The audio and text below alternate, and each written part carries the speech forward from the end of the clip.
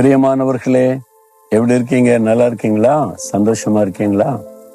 இயேசு கிறிஸ்து ஒவ்வொரு நாளும் நம்மோடு கூட பேசுகிறார், பலப்படுத்துகிறார், தைரியப்படுத்துகிறார், ஆலோசனை கொடுக்கிறார், ஆசீர்வதிக்கிறார், மகிழ பண்ணுகிறார் தினந்தோறும். அப்ப தினம் உங்களுக்கு நல்ல நாள் தானே? எல்லா நேரமும் நல்ல நேரம், எல்லா நாளும் நல்ல நாள். எப்படிங்க? நல்ல ஒரு இயேசு கூட இருக்கிறார்.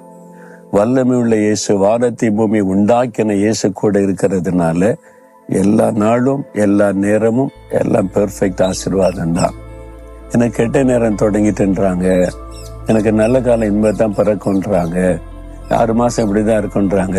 அப்படி இல்லை. இன்றைக்கு ஆண்டவர் இயேசு உங்களோடு பேசுகிறார். அதனால தைரியமா இருங்க, சந்தோஷமா இருங்க. நீங்க இந்த கைரேகையும் ஜாதகத்தையும் பார்த்து மற்ற ராசி பலனை பார்த்து உங்களையே நீங்க ஏமாற்றி கொள்ளாதங்க.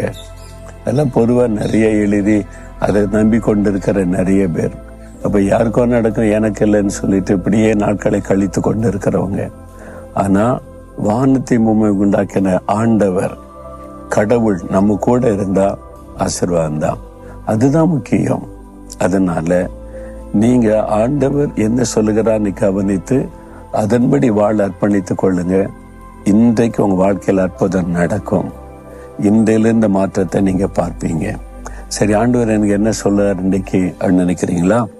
2 நாளாகமும் 15ஆம் அதிகாரம் 2வது வசனம்.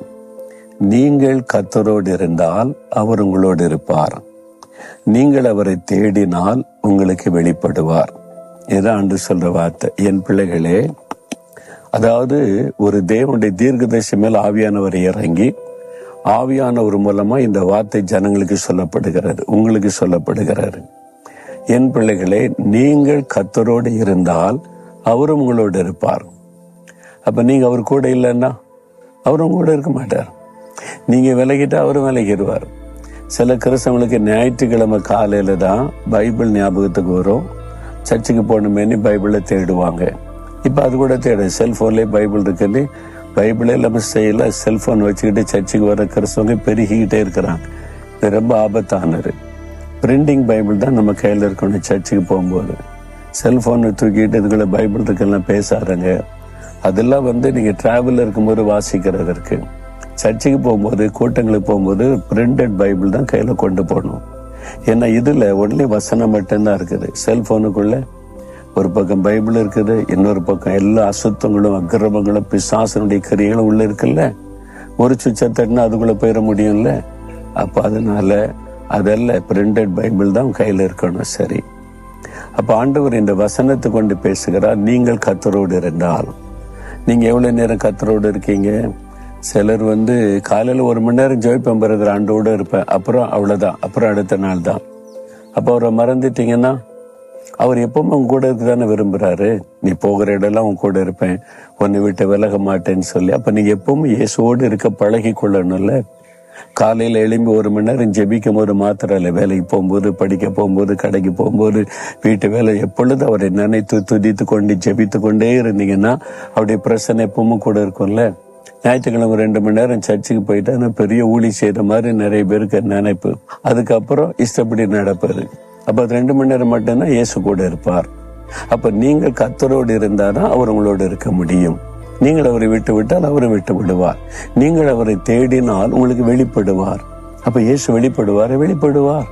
சாதர் சுந்தர் சிங் அவரை தேடினார், அவருக்கு வெளிப்பட்டார்.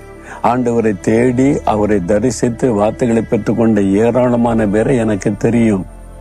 நான் தேடின தாகத்தோடு எத்தனையோ நாட்கள் உபவாசம் பண்ணி காத்து கடந்த மணிக்கணக்கா தேடினேன். அதனால் அவரை தரிசிக்க முடிந்தது, குரலை கேட்க முடிந்தது. தேடுங்க.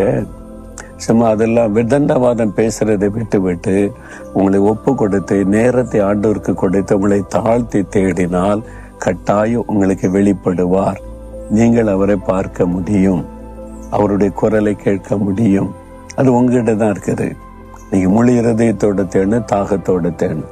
அது மாத்திரம் இல்ல, இருதயத்தில் சுத்தமுள்ளவர்கள் பாக்கியவான்கள், அவர்கள் தேவனை தரிசிப்பார்கள்னு இயேசு சொல்லி இருக்கிறார். அப்ப உண்மையா தேடிக்கிட்டே இருக்கிற ஆண்டவர் சொன்னா போதாது. ஆண்டவர் உடனே உங்க இருதயத்தை பார்ப்பார். உன் இருதய சுத்தமா இருக்குதா?